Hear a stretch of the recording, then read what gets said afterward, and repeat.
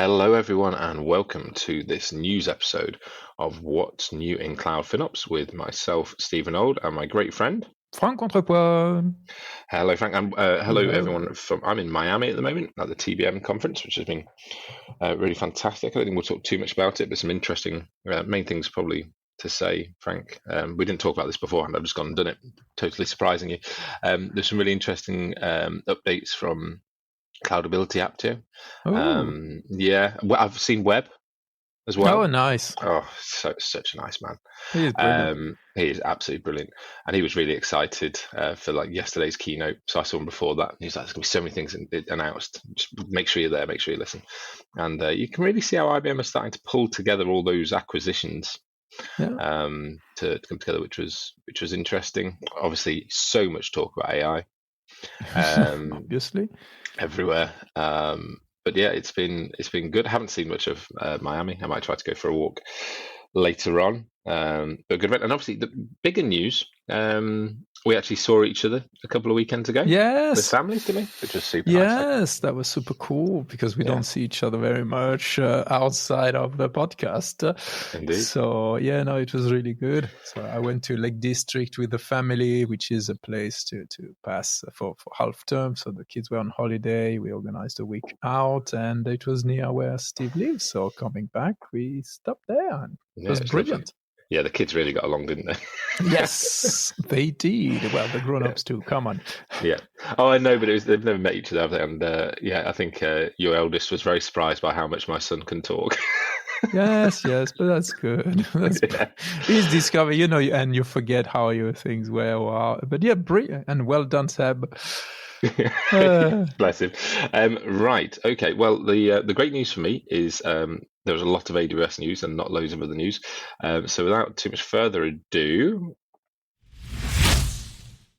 instances and compute. So mine is first. So announcing Amazon ECS managed instances for containerized application. And so the idea is that now you can have AWS. So it is Fargate. But then underneath, you use EC2 instances. But in the past, you needed to configure and manage your EC2 instances. Now they can manage it for you. So it's a little like Fargate on its own, but it's with EC2 instances, and you can start mixing and matching, and possibly you can start using your savings plans that are applied. You can. So it's really something that changed quite a lot of how you manage your ECS. Yeah, it's a bit like a Carpenter equivalent, but where you have a little bit more like definition of what you'd like it to use, but it's just automating that piece behind the scenes. It's interesting. I was thinking this just the other day. I haven't really heard much from ECS for ages. Yes. And then this comes out. There we go. Yes, and there is some, you can put custom advanced, you can say lots of attributes like how you want the local storage to be, how you want the GPUs, the memory, there are tons of things that you can use in here, and it's going to choose normally also the most cost-effective one. So anyway, if you are using ECS, that might be something useful. I think it can be also useful if you are using rate optimization and you'd rather have the bigger discount that EC2 provides, for example, than serverless, where the discount is lower. But that's news number one for you. News number two is introducing new compute-optimized Amazon EC2 C8i and C8i Flex, as we know. So this is the CPU. The C8i and Flex instance offer up to 15% better price performance and 2.5 times more memory bandwidth compared to C7i and C7i Flex. They are 60% faster for Nginx web application, 40% faster for AI deep learning recommendation models, 35% faster for memcached stored. Interesting. Using memcache on a C instance seems strange, but anyway. Yeah, but they've released. Yeah, it does seem strange, doesn't it? They've released I guess you need the compute to be able to handle dealing with everything from the. But they've released the metal at the same time. I see. Yes, they've released the Metal 48XL and 96XL, maximum of 384 vCPUs, 768 gig of RAM. But the interesting bit is that these work now on the new 6th generation Nitro cards, which are providing double the network and EBS bandwidth. So they've improved the cards. Nice. Yeah. As usual, the Flex is... it goes up to 16, doesn't it? The 16x large. Yes, and the Flex is 5% better price performance at 5% lower price. So it's better price performance above what I'm unsure. But so they are, as usual, they're cheaper. They can reach up to full CPU performance 95% of the time. I still struggle to understand what are these companies that are using full CPU performance at 100% of the time. Yeah. But or better, it seems obvious that you would go with the C8i Flex. Maybe there are no spots for C8i Flex. I'll have a look in a minute. I just find it. Why at 95%? Do you know what I mean? Like, I just think that could be a lower number for a better discount. But there must be a reason. Like everything they do is for a reason, right? Absolutely, and usually a financial one. So we said last time that we thought it was because that would bring the cost of the previous generation to the same as the cost of this generation. Yeah. But so it's available at on-demand savings plans and spot instances. And so, as usual, no RIs. Well, flexes. Yeah, now even C8 and C8 Flex. So C8i and C8i Flex instances can be purchased as on-demand savings plan and spot instances. You're right. They're also available in dedicated instances and dedicated hosts. So that was one release. Another one which is slightly different, so it's not really Amazon EC2 auto scaling now support predictive scaling in 6 more regions. So normally we don't talk about when things are just going to more regions, but I think we've never spoke about auto scaling, predictive scaling. Last year. Do you know, I haven't checked. We went back and checked see if we did it this year, unless we talked about last year, because it does feel familiar to me. Let me go back and look at last year's document. Yeah, but anyway, I just want to highlight if we, I think predictive scaling is appropriate for applications that experience recurring pattern of steep demand changes, such as early morning spikes or when business resume, and it learns the past patterns and improves auto scaling. So instead of having an auto scaling that just react to what's happening, you can have something that pre-warm things or bring things up. If you did not know about it, I think it's irrelevant. It's important for you to know about it, and that's it. And I think the next news is yours. It is, yeah, indeed. So whether this went into instances or DB was a bit of a question, but it is about new instances being released for DBs. We've put it in instances. Cloud SQL for MySQL and Cloud SQL for PostgreSQL have both had the C4A machines made generally available and the Cloud SQL for SQL Server have had an N4s added as well. I didn't see that one. And then generally available, you can use the Compute Engine Alpha API. Oh, that's nothing to do with this. Let me just go find the machine series to just let people know a little bit about them. That's interesting, isn't it, actually? Let me just go back and look at that. So the C4A is now... Oh, it's the C4A and the N4 machines. That's why I was looking both. Right, okay. So the AMD machines and the N's are Intel's, aren't they? N4s. Let me just check. I'm not going mad. Are both now released. So they basically released a new generation at the same time. I'm trying to quickly compare the pricing. I should have been doing this while I was looking at your news. But I thought it was more interesting. I'll dig that out for later on because you've got a lot of news, so I can go do that research. And see how they compare.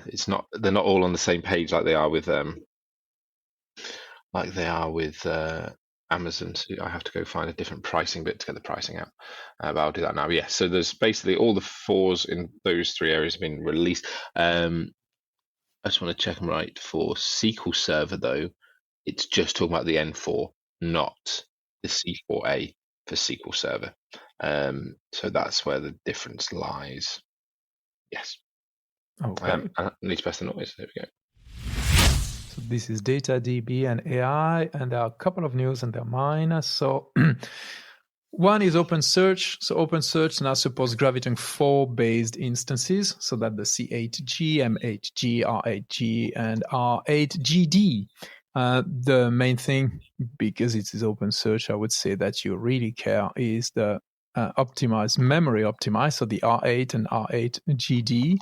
But so they run on the Graviton 4, which is 30% more better performance, not price performance, but it also offers best price performance for compute intensive or general purpose or memory intensive, and OpenSearch is that workload respectively. So have a look at that. Those are new instances available for OpenSearch.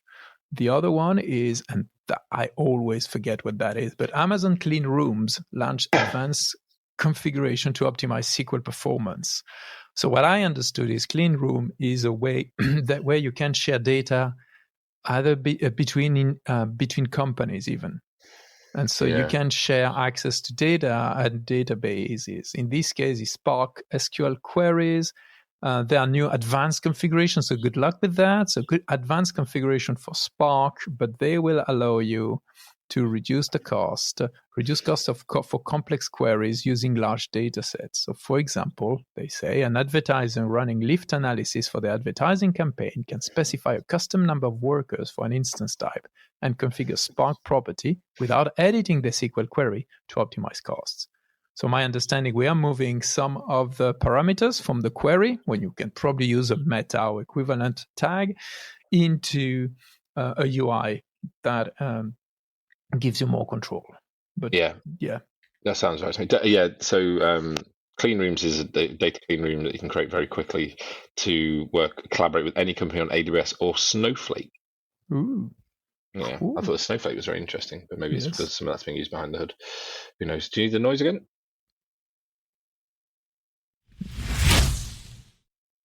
It's your storage. It's yours. No, I was looking at the pricing. Storage, yes, we moved on to storage, which is this one. No, it's not. Let me open it again. It must be this one. Sorry, I'm in research. Generally available. Oh, they've misspelled available. I hadn't seen that quite badly as well. I can't even pronounce how they've written it. Azure NetApp file short-term clones. I'm going to read some of this one, guys, because I found this one a little bit confusing.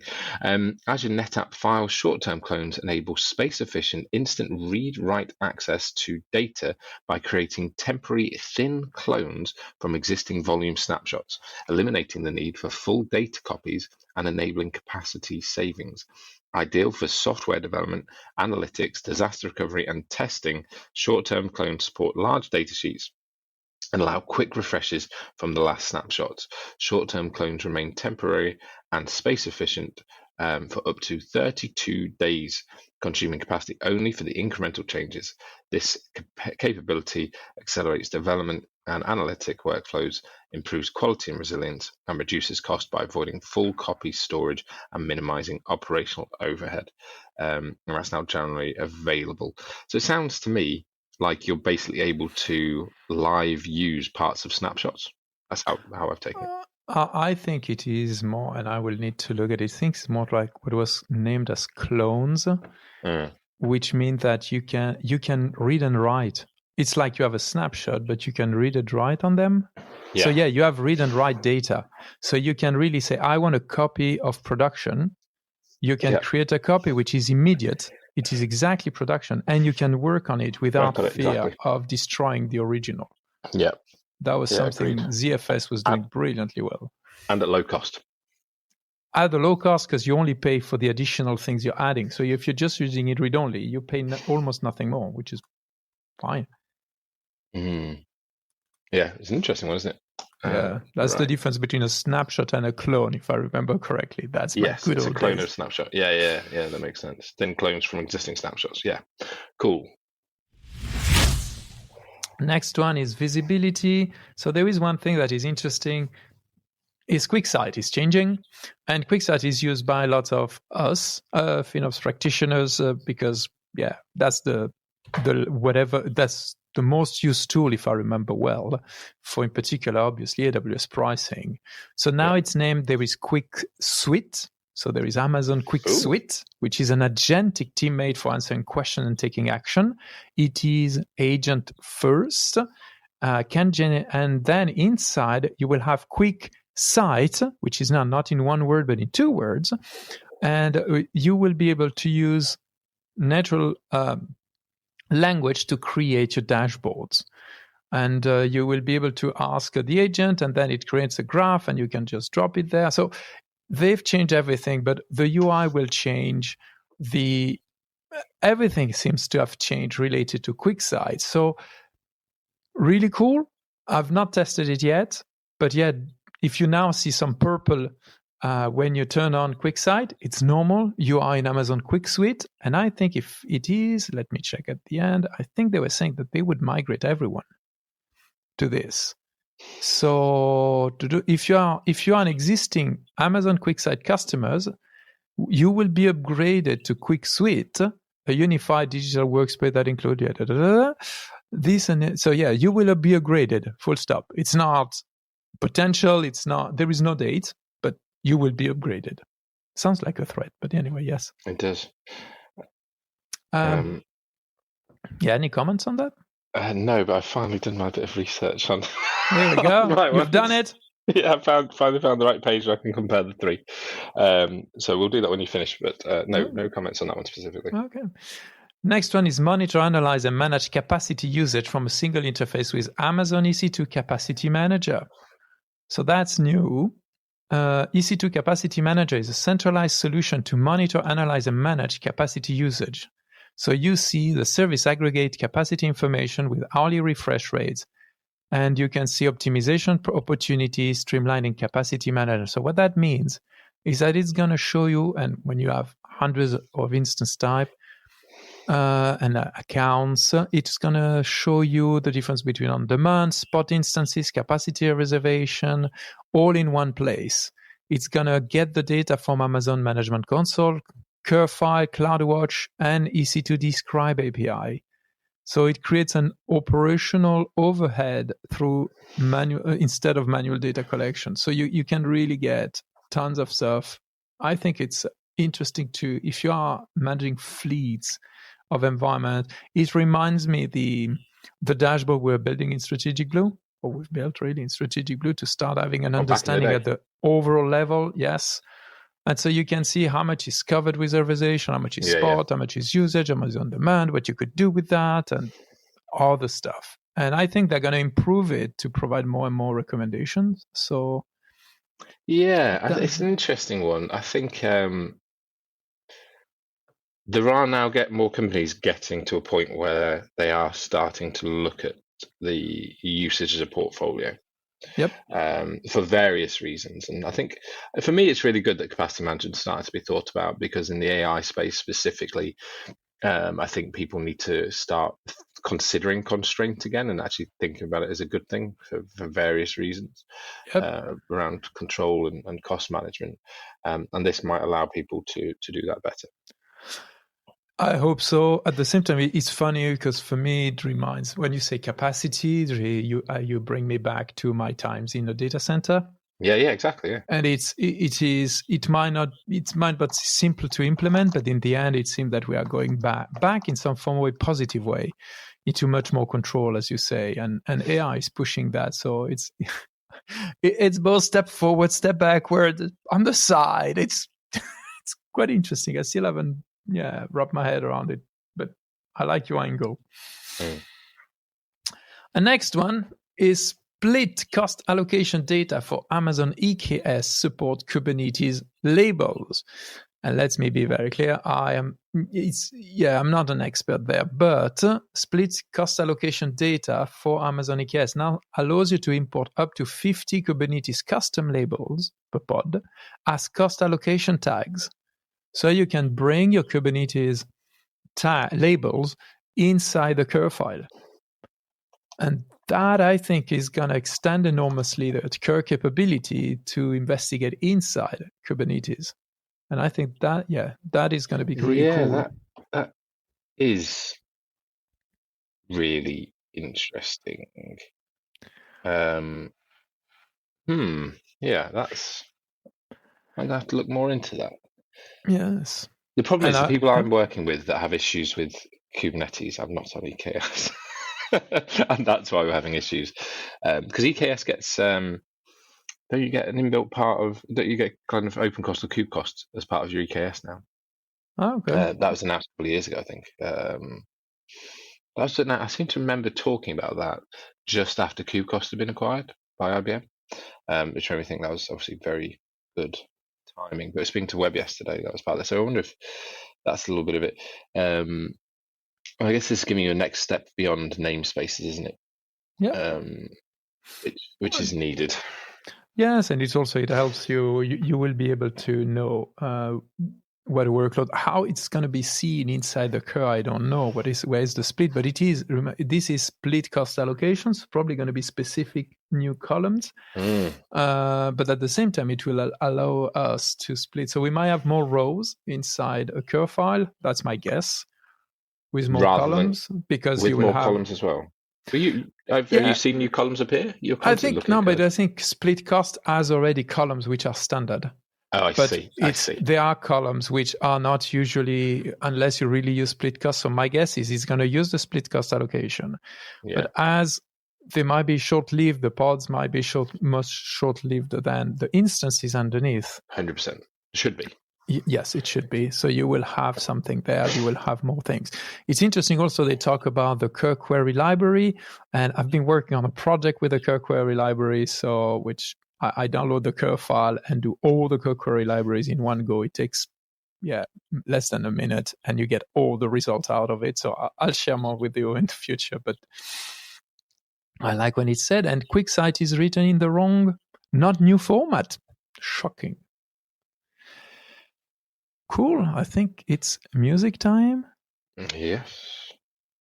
So I was on the wrong screen. There we go. That's pricing. So there was nothing on commitment that I found. So this is pricing. This is an external article from AWS Tip. And the idea was to say, apart from the slightly sensational thing, but AWS Lambda cold start billing. So the article is from October 2nd, but the idea is that now you start paying. So in the past, if you had a Lambda function which was zipped, you would not pay the init phase. And now it is billable. And the init phase I don't think that's going to change or should not change your thing. If your init phase takes ages, there is a problem. But the interesting bit for me was, for example, is what happens when, for example, there was an outage recently. When there is an outage and my Lambda system will just fail and then restart, fail and then restart, fail and then restart, am I going to pay for all the inits of those trying restarts? And there was someone on LinkedIn highlight and say, hey, on the day of the outage, my Lambda cost went through the roof. And the first thing in my head was, that could be a cause. So have a look if on the day of the outage, your Lambda went through the roof. Have a look, go into the nitty-gritty details and see if it's not that init coming up to play. So AWS for this suggests a minimal 1% increase for most, but there is they highlight that there is a VPC penalty, which is that the init takes way longer when you need to set an ENI, so an elastic network interface, for example. Function that running frequently or scale aggressively, like high cold start rate, will have a direct penalty there. And large deployments will take longer. This happened on the 20th, and hang on, that's the Fabric one. When did this kick in? Because I have a Kerr which will have... So let me see. So starting August 1st, 2025. I will check if I've got any Lambda from back then. I hopefully will, and then we can do a comparison. So what it highlights there, it's the init is setting up runtime, loading code, initializing is fully billable, and in the past it was non-billable. For the majority of zip packaged, it was free. Yeah, which is how I run mine. So in the one in question. So yeah, you might have we might have the 1% data. increase. Well, yeah. I mean, I think I spend. In fact, to be honest, we might have a problem in this that I'm not sure if I go outside the free tier on that one. Yeah, but that's like me. They say, "Oh yeah, it's going to be 1%." Say, I spend $4 a month. Yeah, exactly. I'm not noticing. Yeah, on the account I think it's in, I spend $1.23. Yeah, so yeah. But yeah, it was an interesting article. Yeah, it's good. I've not seen that site before. I'm gonna follow it. And next, Amazon EC2 now supports optimized CPUs for license included instances. So Amazon EC2 now allows customers to modify an instance CPU option to optimize the licensing cost of Microsoft Windows license include workloads. So you can now customize the number of vCPUs and or disable hyperthreading on Windows Server and SQL Server license included instances to save on vCPU-based licensing costs. That's in your region of work, more than mine. But it's valuable for database workloads like SQL Server that require high memory and IOPS but lower vCPU count. So you can modify the CPU option. You can reduce vCPU-based licensing cost while maintaining memory and IOPS performance, achieving higher memory to vCPU ratio, and customize CPU settings to match your specific workload requirement. For example, and I think that's important because those costs are massive. For an R7i X-Large, running Windows and SQL Server license included, you can turn off hyperthreading to reduce the default 32 vCPU count to 16, saving 50% on the licensing cost, while still getting the 256 gig memory and the 40,000 IOPS that come with the instance. And this is available in all commercial regions and GovCloud. Yeah, I'm just checking my team if we're seeing a difference with it. Cool. Or if you are using this, which are you talking about the EKS or you're talking about this licensing? No, the licensing, because we do a lot in the licensing space, doing independent reviews of kind of how much it will cost to migrate stuff. So I asked firstly, do you guys know about this? In which case they said, yes, we do. I'm just not in that channel because I'm in too many already. You know what it can be like. And I've asked if we're seeing it make a difference. I think they're doing some modeling at the moment, so that might be something I can update on next time. While we're in pricing, I will therefore jump in with my stuff around the new instances. Yes. Interestingly, the C4A seems to be relatively closely matched to the N2. N2 went to another decimal place, so it's slightly different, and you can kind of see the pricing by CPU. They break it down in a different way in Google. So CPU price is 0.054 versus N2, which is 0.0537, and memory was 0.009 versus 0.091. So it's just a decimal place issue. N4, however, is looking quite a chunk cheaper. So we're comparing to 0.054, and it's 0.0413 per CPU, and rather than 0.009 for memory, it's 0.007. So it's about 20% cheaper, I think, for the for the N4s versus both the N2s and the C4As. Ooh, so we have a new generation which are cheaper. Yeah, it looks that way to me. I like you, I don't know my Google pricing as well as I know my AWS pricing, or in fact for me even my Azure pricing, and it is an area I need to kind of bone up on more. But yes, I think that follows the trend for memory of the rest of the N4 versus C4A stuff. Okay. And we've had a response. Yes, for certain workloads, it reduces the dependency on provisioning a Z series device, also sit with RDS. There we go. So that's on the perfect news on that. Noise, I think. There we go. So we're in savings, and this is something there is a word saving, and I did not even know that existed. So introducing AWS RTB Fabric for real-time advertising technology workloads. Okay, so it's very specific, but it's a big market. So today we're announcing AWS RTB Fabric, a fully managed service purpose-built for real-time bidding. So that's the RTB, advertising workloads. The service helps advertising companies, technology companies, seamlessly connect to their supply and demand partners, such as Amazon Ads, GumGum, Cargo, and lots of others that I have no clue about. Yeah, I've never heard of any of them. Yeah. And Amazon ads I've heard because I was looking at the yeah, absolutely not. But yeah, so it is. I understand that this needs to be extremely fast because advertisements, you need to pass information between what you're presenting. Are they clicking, not clicking? There's a ton of information passing between the person asking for the advertisement, you as an intermediary, and the person click on the advertisement, potentially even just seeing it. So this is new, this is there. And there is also a diagram for architecture, which are request and responder gateways. And I will let whoever understood RTB as an acronym investigate. 80% lower networking costs compared to standard networking. That's massive. So compared to standard networking costs, that's egress for you. Yeah. So I think that they've had enough big customers in that area asking them to negotiate contracts or whatever to reduce networking, and so they've just standardized it, which makes sense. There's a good guide on getting started. I'm just looking through it. Here we go. I often say about the Google guides are quite good in those things. This is really neat. It's showing you literally the command. It's cool. Yeah, I think this is because we have Betty Zeng writing this, and she's a senior developer advocate. Okay, so it's developer centric, and so she knows her code really well, and she shares that with us.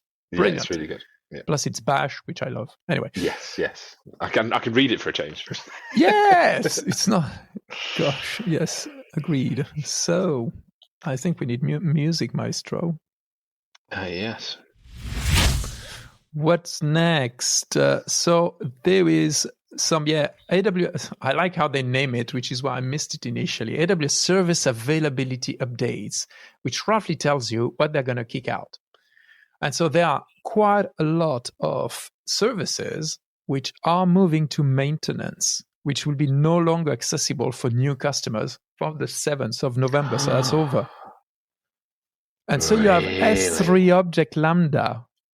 You have Amazon Glacier, because Glacier now is a subpart of S3. So the old Glacier is not available anymore. S3 Object Lambda is not available. Because it's just part of Lambda now. Yes. Amazon Workspace Web Access Client is not. What I'm saying is, if you've built your technology Migration on that, Hub. Migration Hub goes, mainframe modernization, IoT, site-wise, edge data. But the big one also was Snowball. Yeah, well, Snowball Edge, yeah. Yeah, but it's Snowball. It's the thing that sends you. That's all Snowball. Yeah. Yes. So that's over. Now you need to the recommended. I was looking at that one because I remember when Snowball came out. Data sync for online transfers, AWS Data Transfer Terminal for physical secure transfers. Yes. Okay, so it's been in place. And so it is you need to move to an AWS environment, an AWS place to transfer your data. It's not AWS sending you stuff to you. Yeah. So there is some of the work being passed to the customer. Also, there is this Althomic. I remember being announced 2 years ago.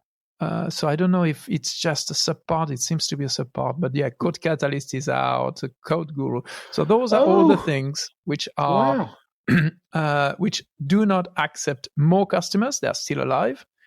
And the following, they don't like to kill things, do they? They're very careful. Well, yes. So the following services are entering sunset. And sunset is will they'll end operational support usually in the next 12 months. And that's FinSpace, which I didn't even know existed. Amazon Lookout for equipment, IoT Greengrass, and AWS Proton. We've talked about Proton a couple of times. We have. But so that's dead. It's sunsetting. And the last one is AWS Mainframe Modernization App Testing is already out of support. No longer available, yeah.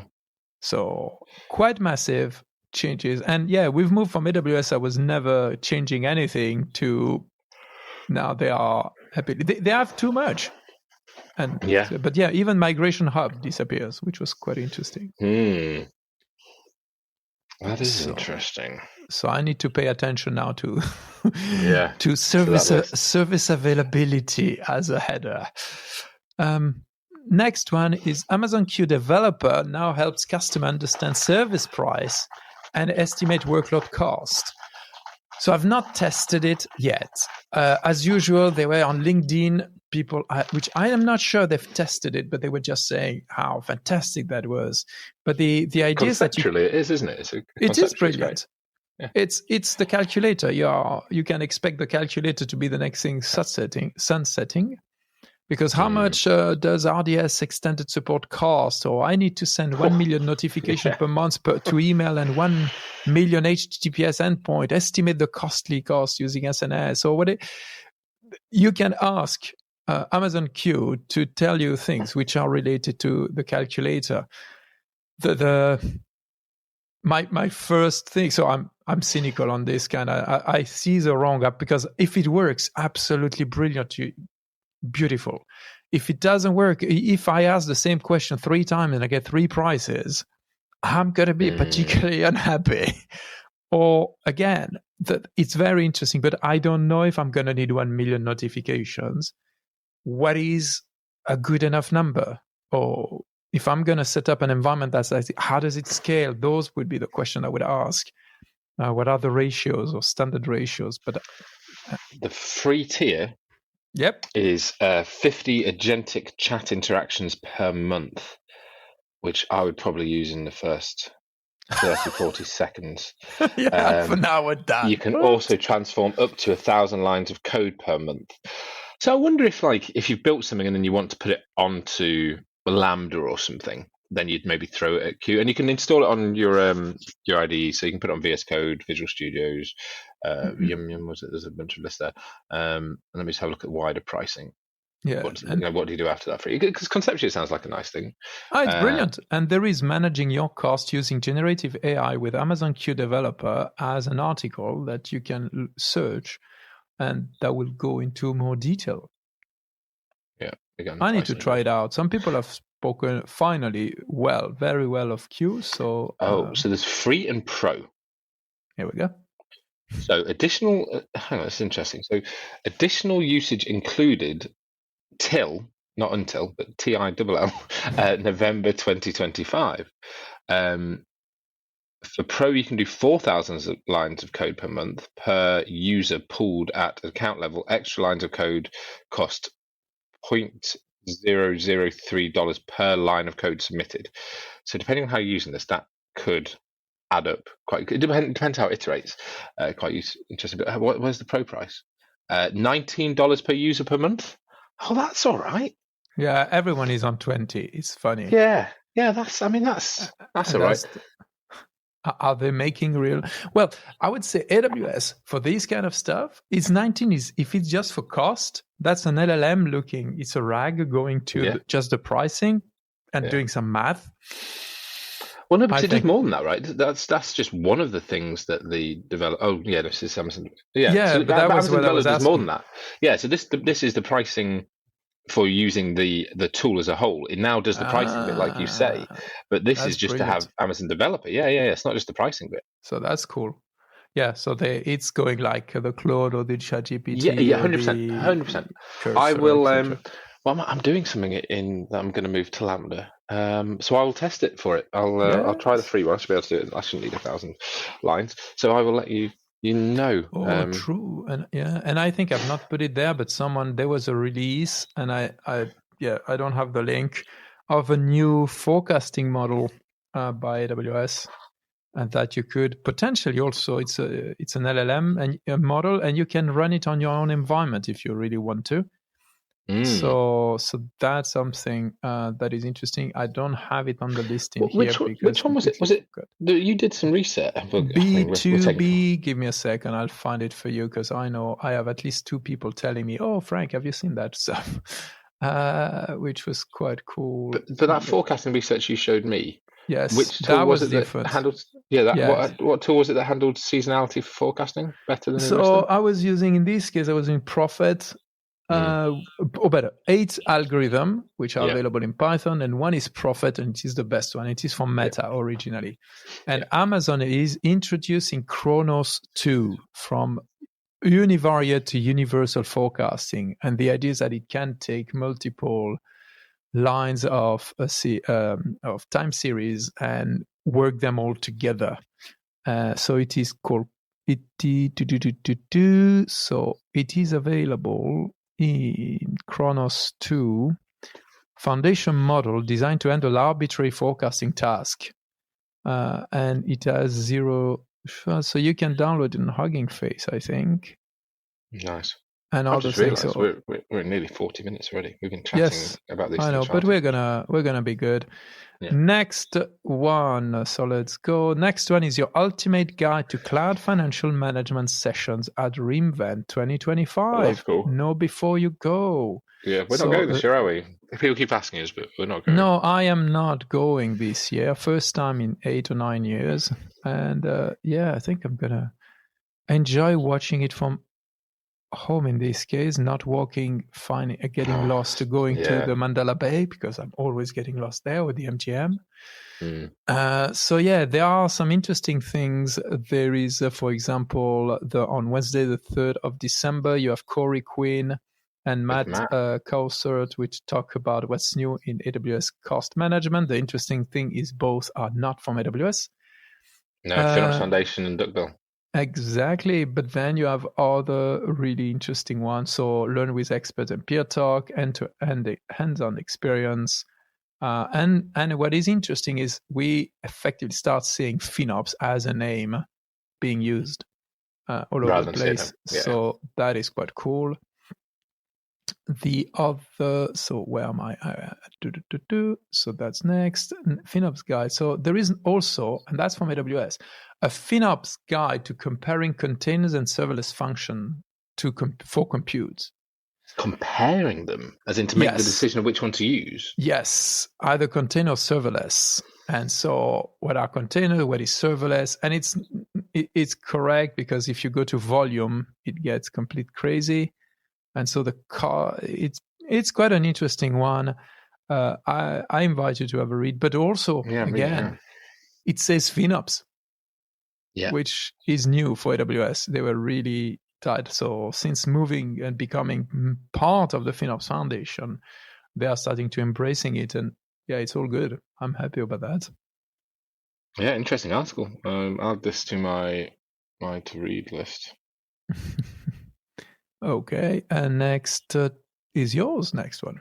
Oh goodness, I'm trying to add something to my read list. Right, this is the anomaly detection is generally available on GCP. So you can view and manage cost spikes that deviate from your typical spend patterns using the anomaly dashboards, which is generally available. Each anomaly includes a detailed root cause analysis that identifies the top services, regions, and SKUs that contributed to the spike. With this launch, they've added some new features. Auto-generated anomaly thresholds that update on a daily basis based on your usage patterns. Deviation percentage as a new threshold for you to configure for your own anomalies. Really staggered that wasn't there before. And email alerts automatically set up for billing administrators to help you. But I do remember this was an area that was just generally missing in Google. And I remember a little while ago. However, the fact that they're doing auto-generated anomaly thresholds based on usage patterns, i.e. using machine learning, people are going to call it AI, but it's machine learning, to do that, I think is massively interesting. And there's a good article underneath it as well. Yeah, there was the call last year or this year from Victoria at FinOps X about how they were rebuilding the models on a regular basis to understand what is the higher threshold, the lower threshold, and when something was in those thresholds, fine. When they were going out, it was an anomaly and was detecting. And it seemed that Google is approaching this, but in an automated way. You don't need to think of when to rebuild the model. They just do it. I seem to remember Sarah talking about it. Maybe it was in public preview and this is the GA, but I don't remember. Anyway, I think it's cool. Right, noise.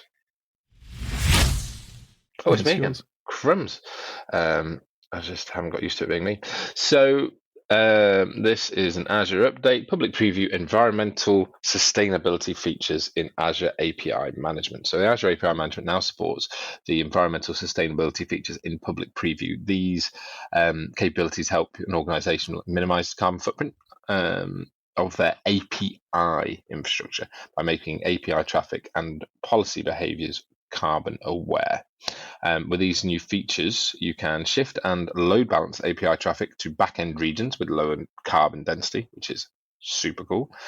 Shape API traffic dynamically based on real-time carbon emissions in your API management region, and build carbon intelligence policies using the new context.deployment.sustainabilityinfo.current carbon intensity property to adapt caching, telemetry, or rate limiting based on emission levels.